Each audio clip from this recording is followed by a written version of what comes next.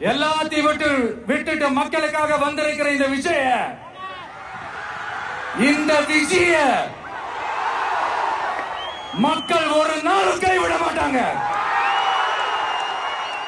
மக்கள் கூடவே நிக்கிறாங்க, கூடவே நிப்பாங்கன்னு அவங்களுக்கு தெரியாம போச்சு. என்னப்பா நிப்பீங்கல்ல? உங்களை நம்பிதான்ப்பா வந்திருக்கிறேன். அதான் இந்த சத்தம் தாங்க